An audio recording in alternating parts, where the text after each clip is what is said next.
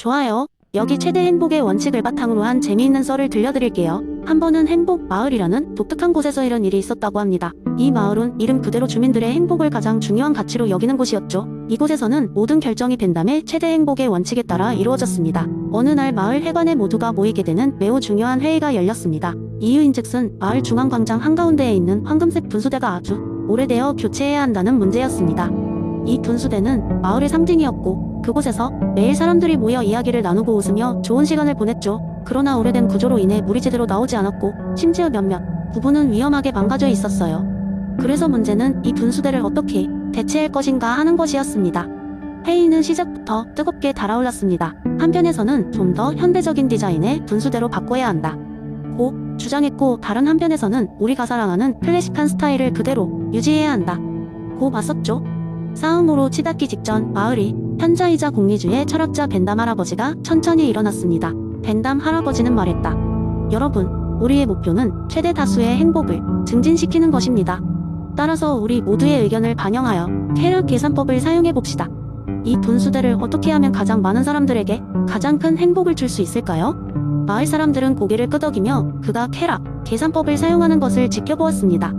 첫 번째로 고려할 요소는 강도였습니다. 현대적인 디자인은 밝고 눈에 띄며 많은 사람들에게 시각적으로 큰 즐거움을 줄 것이 분명했습니다.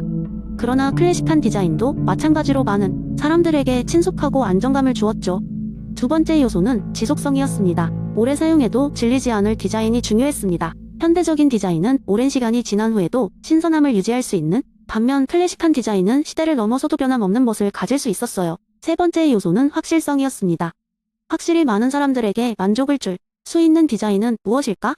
이 분수대는 마을의 중앙광장에 위치하므로 모든 사람의 시선이 닿는 곳이었고, 따라서 만족감을 주지 못하면 실망도 클 것이었습니다. 네 번째 요소는 인접성이었습니다. 현재의 분수대를 사용하던 사람들의 정서적 애착을 고려하는 것이 필요했죠. 이미 이곳에서 추억을 많이 만든 주민들에게는 클래식한 디자인이 더 큰 행복을 줄 수 있었습니다. 벤담 할아버지는 각 요소를 고려해본 후 마을 사람들에게도 가지 옵션을 절충한 디자인을 제안했습니다. 현대적인 요소를 복합한 클래식한 디자인 말이죠. 마을 사람들은 이 아이디어에 열광했습니다. 이 디자인은 현대적인 미학과 친숙한 고양이 느낌을 동시에 주었고 대부분의 사람들에게 큰 만족을 줄 수 있었죠. 결국 마을 중앙광장에는 절충된 디자인의 새 분수대가 세워졌습니다. 사람들은 그곳에서 다시 모여 이야기를 나누고 함께 웃으며 행복한 시간을 보냈습니다. 그리고 모두가 벤담 할아버지 덕분에 자랑스럽게 말할 수 있었습니다. 우리는 최대 다수의 행복을 추구했어. 이 사건은 오랜 시간이 지난 후에도 마을 주민들 사이에서 전설처럼 전해졌습니다. 최대 행복의 원칙이란 것이 단순한 철학 이론을 넘어 실제로 어떻게 사람들의 삶을 풍요롭게 만들 수 있는지를 온 마을이 경험하게 되었으니까요. 이렇듯 제레미 벤담의 최대 행복의 원칙은 이론에 그치지 않고 실제로도 사람들의 행복에 기여할 수 있는 중요한 철학이라는 것을 보여주는 썰이었습니다. 두 번째 이야기, 한때 작은 시골 마을에 데이비드라는 사람이 살고 있었습니다. 그는 단순한 농부였지만 항상 철학적 질문에 대해 생각하며 시간을 보냈습니다. 어느 날 데이비드는 흉의 인과론 개념을 읽게 되었습니다. 흉의 주장을 깊이 이해하려고 노력하며 흉이 말한 경험적 연결과 인과력이 부재에 대해 생각하던 중 그는 아주 재미있는 아이디어를 떠올렸습니다. 데이비드는 이론을 적용하여 재미있는 실험을 마을 사람들에게 보여주기로 결심했습니다. 그는 일요일 아침에 마을 광장에서 모든 사람들을 모아놓고 흥미로운 쇼를 열기로 했습니다. 일요일 아침 마을 광장에는 많은 사람들이 모였습니다. 데이비드는 큰 나무 상자와 기계 장비들을 준비해 두었습니다. 사람들은 호기심에 가득 찬 눈으로 데이비드를 주시했습니다. 여러분, 오늘 제가 준비한 실험은 데이비드 흉의 인과론을 재구성한 것입니다. 자, 이제 보십시오. 데이비드는 먼저 두 가지 사건을 보여주기로 했습니다. 그는 첫 번째로 큰 빨간 버튼을 누르자 눈앞에 있는 기계에서 폭죽이 터지며 아름다운 꽃가루들이 공중으로 뿌려졌습니다. 사람들은 감탄하며 박수를 쳤습니다.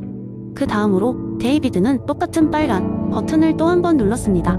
이번에는 기계에서 머핀 하나가 튀어나왔습니다. 사람들은 웅성거리며 그 이유를 궁금해했습니다. 데이비드는 다시 사람들에게 물었습니다. 여러분, 지금 보신 것처럼 두 번 버튼을 눌렀지만 다른 결과를 얻었습니다. 이 두 사건 사이에 인과관계가 있는 걸까요? 사람들은 잠시 고민하더니 모두 고개를 저었습니다. 데이비드는 살짝 웃으며 이어 말했습니다. 여러분이 보신 것처럼 우리는 반복된 관찰을 통해 인과관계를 믿게 됩니다. 하지만 실제로는 그 이면에 무엇이 있는지 알 수 없죠. 흉은 우리에게 이러한 믿음이 단순히 경험적 연결에서 온 것이며 인과력 자체를 직접 관찰할 수 없다고 했습니다.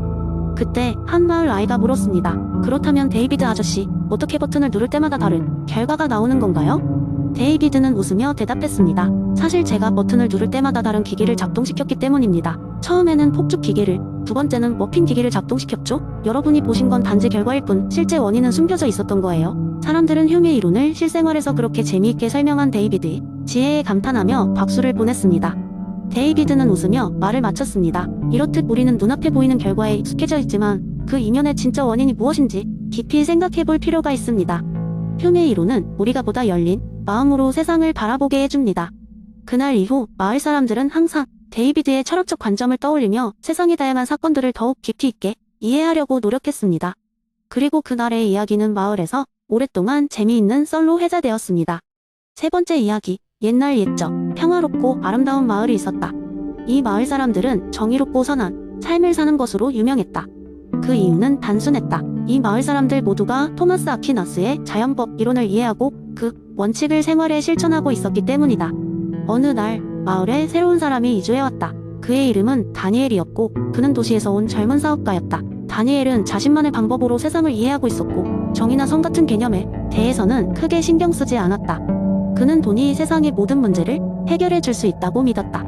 다니엘이 마을에 정착한 후 며칠 지나지 않아서 전통적으로 매년 열리는 진실의 축제가 개최되었다. 이 축제는 마을 사람들이 서로 솔직하고 정의롭고 선한 행동을 촉진하기 위해 열린다.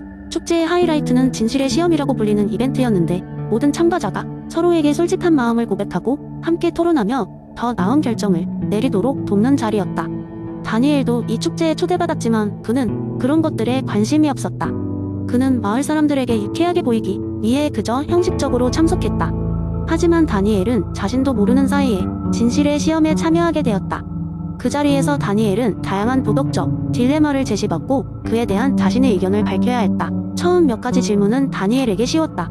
하지만 시간이 지날수록 질문은 점점 더 어려워졌다. 마침내 그에게 다음과 같은 질문이 주어졌다. 다니엘, 상상해보세요.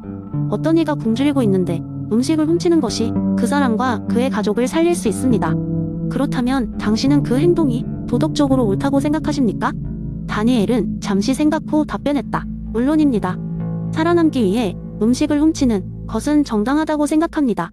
그것이 그가 할 수 있는 유일한 방법이라면요? 이 답변에 대해 다른 참가자들이 토론을 시작했다. 어떤 이들은 다니엘의 의견에 동의했지만 다른 이들은 반대했다. 이 모든 과정에서 마을의 현자인 마르쿠스가 다니엘에게 이렇게 물었다. 다니엘, 우리가 직면한 도덕적 문제들에 대해 깊이 생각해 본 적이 있나요? 그리고 인간의 본성에 맞는 도덕적 원칙이 무엇인지 고민해 보셨나요? 다니엘은 당황하며 대답했다.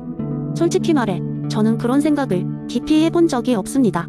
저는 그저 상황에 맞춰 행동할 뿐입니다. 마르쿠스는 미소를 지으며 말했다. 당신은 토마스 아퀴나스의 자연법 이론을 들어본 적 있나요? 아퀴나스는 우리가 선을 추구하고 악을 피해야 한다고 말합니다. 이는 단순히 우리의 본능이 아니라 우리의 이성을 활용하여 도덕적 원칙을 발견하고 이해할 수 있다는 것입니다. 다니엘은 흥미를 느끼며 계속해서 이야기를 들었다. 마르쿠스는 설명을 이어갔다.